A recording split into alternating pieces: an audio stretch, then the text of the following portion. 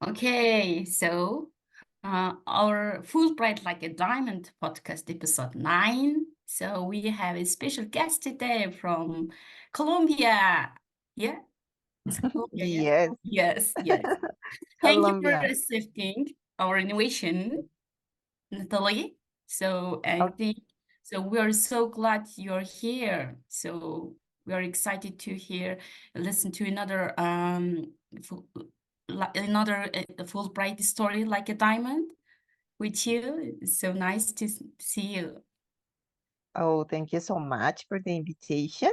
I'm so happy to be here. I'm from Colombia, South America. Yeah. And okay, so you can introduce yourselves. Mhm. Yes, okay. My name is Natalia Contreras. I'm an English teacher at secondary at a public school in my country, in a place that is like located in the center of the country. It's very beautiful indeed because we have like a gorgeous landscape with it is called like coffee cultural landscape, let's say, because our culture is full of coffee. Yes. It smells coffee now. You can Yes, imagine everything. Everything is related to coffee. coffee. Yeah. Well, Natalia, so let's go back to the time when you decided to be a teacher. So could you please share with us your teacher story, how you ended up being a teacher? Okay. So let's say that I'm passionate about like working with people, socializing. So I realized when I was like a teenager that I really wanted to be an English teacher. I started the process, and of course, I understood that was very important to speak another language, to know other people. And also, I realized from this place of the world that speaking another language is like fundamental if you want to be like successful and have more opportunities. So that's why I started the process, sorry, and let's say that during that time, I, let's say, fall in love with my students. From the first experience, I started working with adults. Then I started working with teenagers at the school.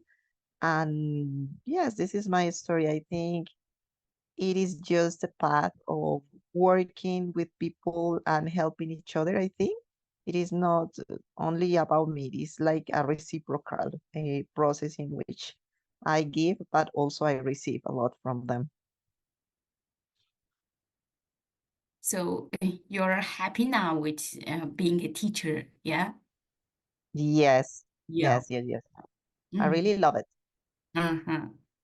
So can you share your simple days and how your school days going on there? Okay, you mean Yeah. currently? Yeah, Yeah. like my usual days.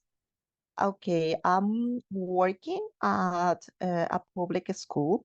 I'm working with eighth and ninth graders. We usually start classes at 6:30 a.m. and we finish classes at 12:30 p.m. So let's say that it's a wonderful schedule because we are like in the time that we are very active. I have like a focalized group, especially in ninth grade, because this school wants them to be bilingual at the end of their school year. Yeah. So most of the time we are working with a second language and we are trying to use it in context. Yes. My school is like on the average, it's not wealthy, not poor, but let's say that the idea is that they find English as the most important tool for their life projects. And yes, we usually work on it. Like everything is related to English. We do English projects all the time. Like as you are doing this podcast, we are doing web page in which we exchange experiences with other students and teachers around the world about our cultures and other details, just speaking in English and sharing together like videos or pictures or things like that. This is like our routine at school. Very convenient, right? It starts Yeah. early in the morning, finishes before Yes. the noon almost, yeah. So that means you Yeah. have the whole afternoon time for you, maybe for your lesson preparation. So what do you do for your free time or hobbies? And how do you prepare your lessons? Yes. And do you Oh. also do any part-time job? Yes, let's say that after Fulbright experience, you already know that we changed like quiet our mind. I had the opportunity to start working with the university. So I work with modern languages program. I'm teaching in second and fourth semester reading and writing in English. So this is part of the, let's say, the advantage that I have due to my schedule at school. So I finish at school and then I usually go during the afternoon or part of the night to teach at the University of Quindío. It's also a public university. And let's say that part of my hobbies are to read. So I usually read like lots of books that I apply with those students because we are working on reading and writing. And talking about let's say my planning at school, we already have like a whole schedule during the year. We plan it on January because here we start our school year on January and we finish on December. So the first month on January, we prepare everything. So it is just like to go and achieve all the purposes that we have into that schedule. Maybe print copies or maybe organize all the things that we have prepared into that schedule, but no more than that, because it's like mandatory that we have to finish everything during the first month of the year. So that seems very planned. So you plan it already and finish it. Uh, for a school year, you have to finish all of them. Yeah. Yeah, Mhm. yeah. Mm. Mhm. Okay. So how about Fulbright? Who pushed you? How did you get information about the Fulbright Teaching Excellence Program? Oh my goodness. Okay, let's say that I pushed myself to do it because I just wanted to have that experience. It was like I was just thinking about a new step, a new opportunity.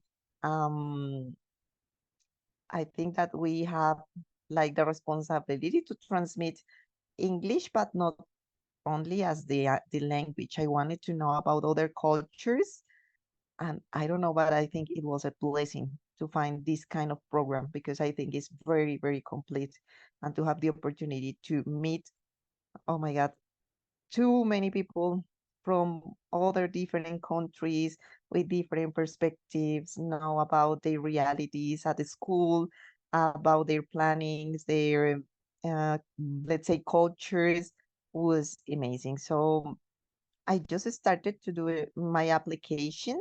Um, try to be, I think, honest with the information I gave, try to be like very clear about my passion to teach, to help my students through this language. And finally, everything happened. But I realized it just the day I was flying to the United States. I couldn't believe it was true, to be honest. I received like the notification on August and we traveled on January. And I couldn't believe it was true. I couldn't believe it until I was traveling, I was flying. Ah, that is so amazing. Well, Yeah. let's dig into the time you were actually accepted to the program Fulbright T, right? So we have to go through lots of stages, including application, interview, and global competition. Yes. So if you are asked to give advice, someone who's planning to apply for the program next year, so on each level, what would you Mhm. advise them? Starting from the Um, application level. oh, okay.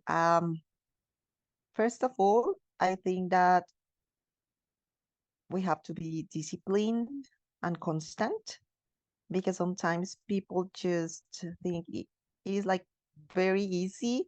And when you realize that you have to do the paperwork, you maybe quit. Yes. But it is something necessary and that worth it.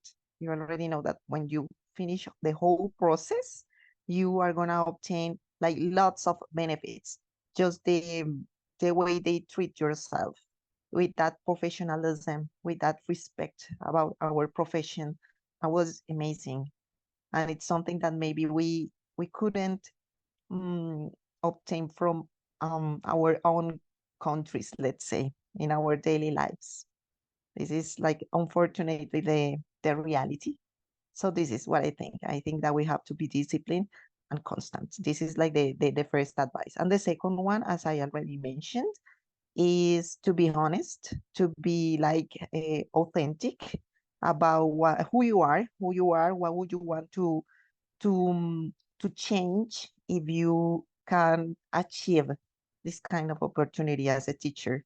And what I think after I knew the people that was into the that amazing experience is that all of us wanted huge changes into our societies, and that's why we were selected.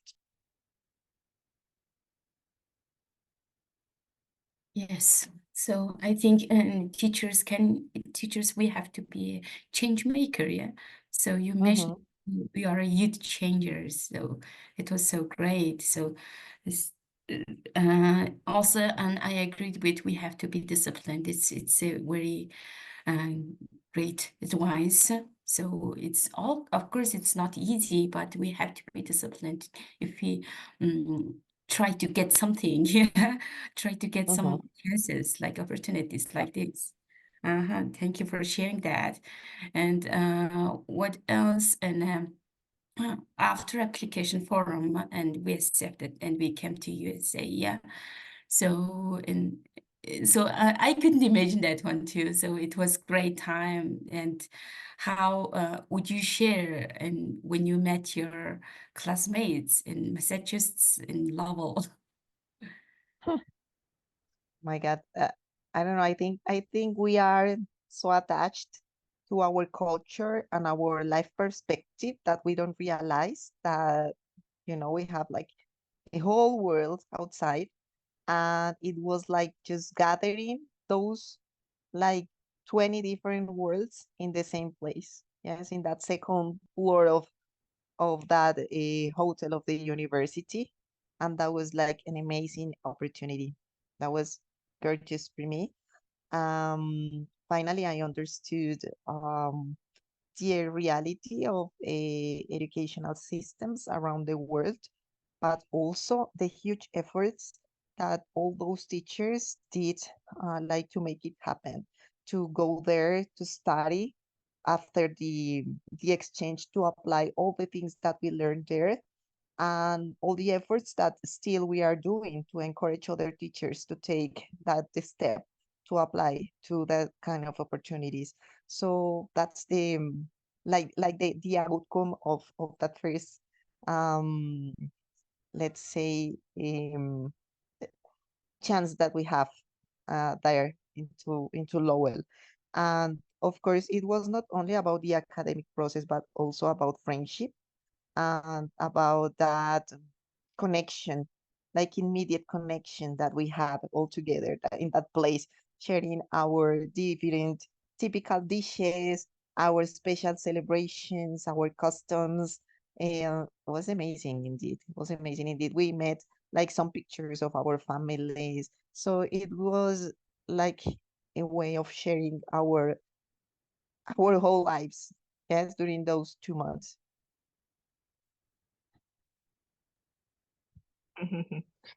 uh, each of us believed that the time we spent in the USA was one of the most unforgettable moments we had ever had, right? So, could Yeah. you please share your three takeaways from your experience in the US? It can be academic, cultural, or even personal. So, what would you say about the three most crucial takeaways? Oh, okay. The first one for me is the inspiration that I got from the my other colleagues. This is like just listening to their perspectives was amazing for me. And I keep all those memories in my school, in my lessons and everything. The second one was to be funnier, to take everything easier, yeah, to make it fun, not only into the classroom, but also with the people that I meet, like to listen to others and try to take advantage of every second that I have the opportunity to meet another person. And finally, and the most important one is when you start working on a project, but maybe when you are working on it, you don't trust on it. Unfortunately, that's the reality. As I mentioned, I realized that I won the scholarship when I was traveling to the US. Yes. So after the whole process, I realized that if we were and we were accepted into that like um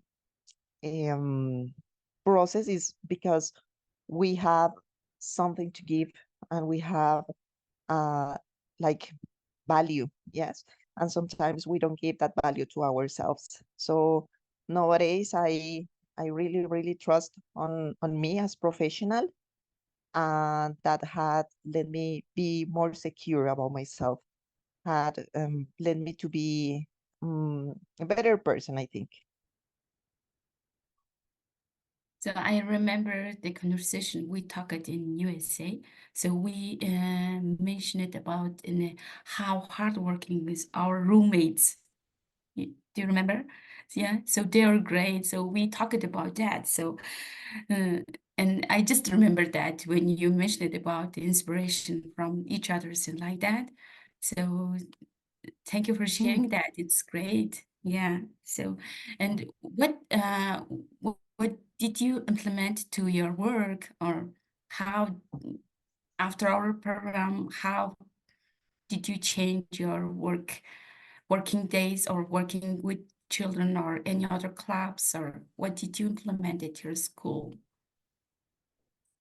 Mm, okay, let's say that maybe this is like kind of a feeling that some of us are facing nowadays after the exchange, is to keep like fighting against the the system. Yes, especially here in South America, if we compare our experience um, with other places around the world. Yes, I have talked to many of the teachers that went from, for example, Nicaragua or Chile or, yes, all South America.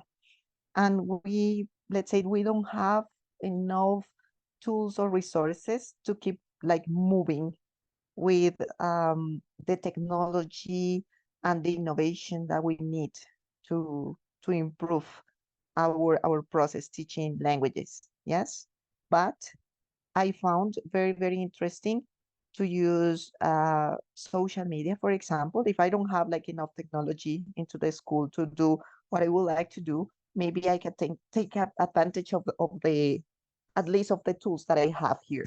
So for example, social media and the web page that we created is a gorgeous tool that we have. For example, performing or just organizing questions to others teachers and students around the world. And even if the other teachers don't have like enough connectivity and so on, they can send me at least 1 minute video to share our culture, and that worth it. Yeah. So that's something that helped me a lot. Um, I think I finally understood that language is or must be taught through context. Context is to understand other cultures. It is not about being attached to a book or a grammar course or just teaching them how to use, I don't know, present continuous or something like that, because they just need to understand that learning another language can open doors. And also, I try to encourage them to study by themselves, even if the system is not enough.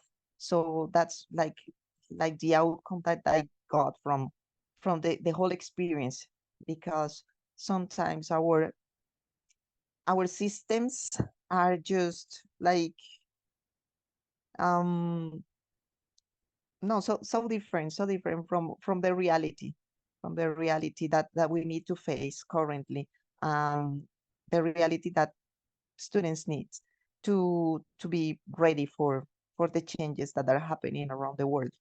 Yes. Yeah, that sounds very precious. You've noticed a lot of important the things that are going on in our education field. And I would like to ask about your future plans. Do you have any concerns or plans to handle something in the future based on your observation in the educational field, right? Yeah. Yes. I'm completely in love with my country. I want to stay here in Colombia. I want to keep teaching at my school. I strongly think that this is my superpower. Stay at school with my students and encourage them to be better. Yeah. And to find all these amazing opportunities that we have.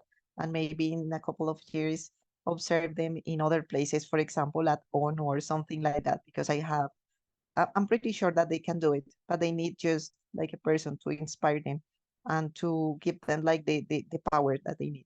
So this is what I think. I want to keep growing here and doing like a better community. This is what I want. Of course, I would love to travel again. I would like to apply to another kind of courses, but I don't want like long-term activities outside the country. I don't want it, because I think that the most, let's say, precious gift that I have is to have my family here alive, to have like that gorgeous opportunity of working with the university, the school. So this is what I think. This is what I'm planning so far. I'm part of a volunteering in Rotary International. So I move through like peace projects. So that's what I'm doing like during my extra time. So we work with different kind of projects and we look for resources outside. But everything is to achieve goals here in Colombia. This is what I am planning now. How lucky your country, person like you. It's, it's great. Yeah, you go and study more and come back to influence for people in positive ways. It's really nice. So I hope your dream will come true. Oh, thanks. Yeah. Yeah, you're great. You're a great person, of course. And can I ask some questions back to USA? So, did you have any difficulties during our um, time in USA? Can you mention anything about any struggle things or something like that? But it's funny. Yeah, yeah. For me, the problem was the food. Not the academic processes, not with people, was food. Because I'm not used to that kind of food. Was or very spicy or it was like cold. cold salad, cold meat, and I'm so used to it like every single day. Rice with, I don't know, with different kind of dishes that are, kind of stuffed or fried. And I was suffering. I was suffering due to the food. So my recommendation for the Fulbright applications, the people that wants to have that experience is be ready to accept that there are like different kind of food and you have to face it. Do you remember when we were eating that like cold salad in that like museum, cotton museum with chips? Do you remember or not? I was like, But not. you know about food very much. So you know how much color in each food and you advise us too. Oh my goodness, was it, oh, no, it was so difficult. That was the difficulty. That's the cold culture shock that we usually face. That was for me. That was about food. Oh, yeah, I do agree with you on that. The only hot Mhm. meal was served in our breakfast, and we used to eat a lot in our breakfast time, and even took some like burgers and sandwiches from our breakfast and ate them as our lunch, and even keep something for our dinner. Because everywhere around the campus, the food seemed to be very cold. And every day, Mhm. imagine you eat cold salad, cold food, and it kind of, made the daily routines a little bit challenging. But at the end of my journey, I started like feeling comfortable with cold stuff. Oh It's my real, goodness, no, yeah. I couldn't. Because You No. weather couldn't. is different there. The weather is hot in Yeah, Florida, but whether in Texas, oh, we are that's right. Oh That's the answer. yes, Yeah. no, no, my goodness, In was Florida, freezing. the weather was really like friendly. It was warm most of the time. Yeah. Well, so your answer regarding your future plan was really heartfelt. It felt like I was reading your essay on your application. You mentioned that we needed to be authentic, we needed to be, honest. I think that what you wrote in your essays, yeah, like you just wanted to be a change maker in your community. You wanted to stay in your country, keep teaching to those students, you want to inspire them. And it sounded like really you. So let's go back to the application process. So what did you exactly write in those essays? We wrote probably 5 essays, right? So one of them was, I clearly remember, about you, like about us. Why do we want to go to the USA, and Mhm. something like our teacher story, yeah? So what did you exactly write in the essay, and what made you select it out of those many, many, many strong applications? What made you shine like a diamond? Okay, I think it's like very important to show in that kind of processes that you really want like endurable changes in your society. So something that helped me a lot was that I was like performing a project, a huge project here at school, and we were doing a piece project that was related to recycling processes. So we obtained like $37,000 from other people abroad that invested into the school. So I just wanted to show into my application that we really could like do those changes if we wanted, yes, but we had to work hard to obtain that kind of resources and to move our communities around positive impacts, yes, for example in this case through peace actions. So that was something that really was like marked into my application. And the other part, of course, was that I was like deeply interested in like inclusive environments, and we were like in that special program Lowell. Yes. So maybe that helped me like a lot.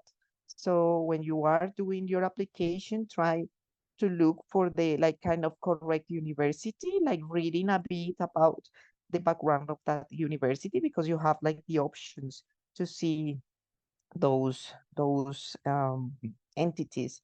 And as I mentioned, I just try to be honest all the time. And I said, like, okay, if you accept who I am, I'm pretty sure that we are gonna do an amazing work. We don't need like to say something that we are not, because I think they read all the time like lots of applications. I don't remember if they mentioned that were like 3,000 something applications, something like that, 3,600, something like that. And we just passed like 64th teachers around the world. So we are talking about being us. Yes, this is what I remember about my application. Yes, so you, yeah, I think you know you are the one of the hardworking person because, and and and when we are in a school, when we are in university in Massachusetts, and you took the notes of all of our lectures, of all of our classes, and you noted in all the important ones and share it with us, share it with your classmates. Yeah. So you were a great person. You're, yeah, I think you are very hardworking. So, and because of that, maybe you're working on that recycling projects and like that. So it was so great to listen and great to and sharing about that things and this type of person and maybe I think they know and they know who can they choose yeah, so they know who can be honest, who can be uh disciplined, who can be authentic. Yes, so they are.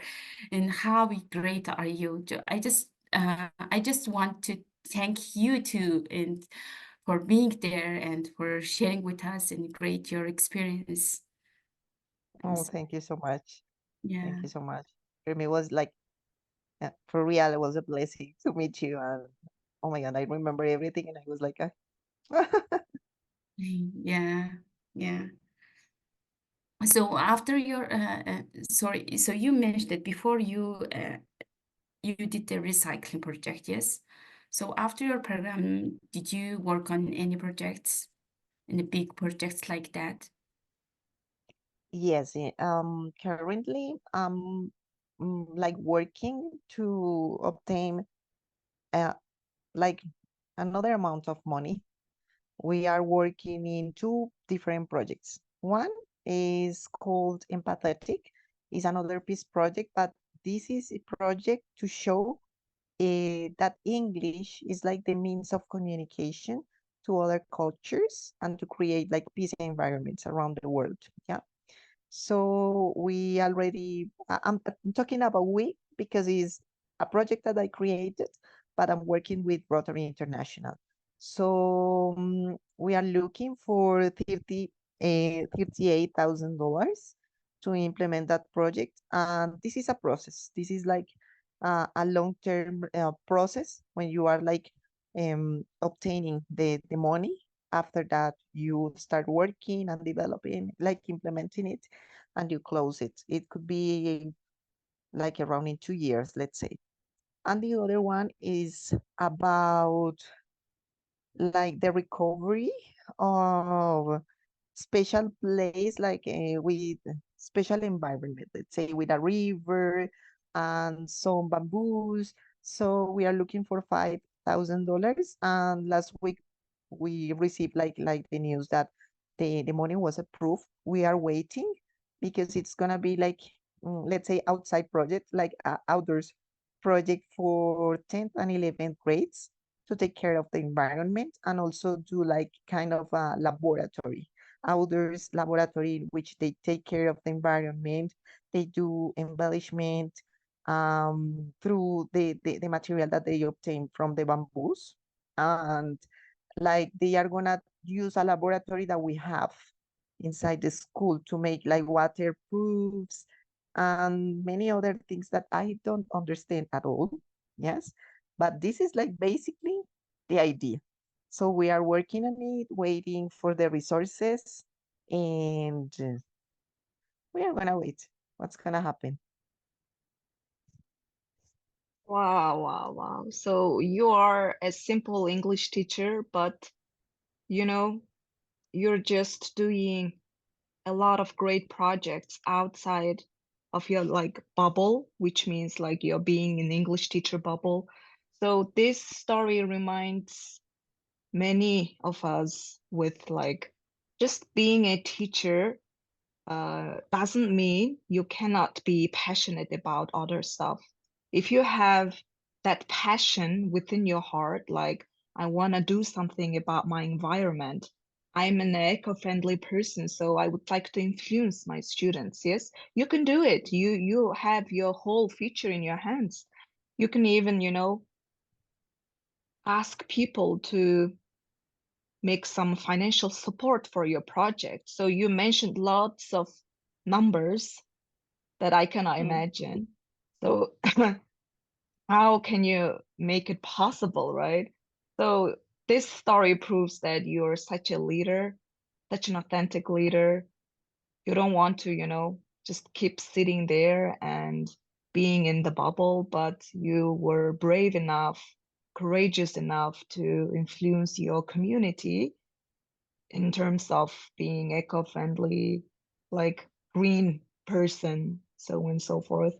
So that's why you were selected to this amazing program. And our viewers and listeners would understand that, oh, I gotta do something. I gotta listen to my heart, what I'm passionate about. Yeah.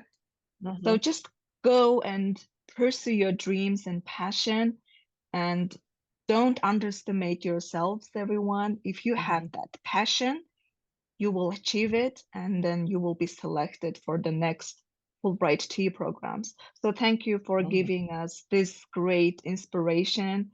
Just thank you for being a great role model for every one of us. And we are reaching our end of our podcast. So the last moments are for you, Natalia. Would you like to share any more stuff that haven't been asked throughout this podcast? So feel free. Okay, first of all, again, thank you so much for the invitation. I really love the idea of your podcast because it's like, as we were talking, a huge like tool, to encourage other teachers to trust on the process and try to apply. If you don't try, how do you know? Maybe you can do it. Yes. We always can have two answers, yes or no. Yes, 50-50. It is not like 90-10. No, it's 50-50. So just do it. Just do it. Start the process.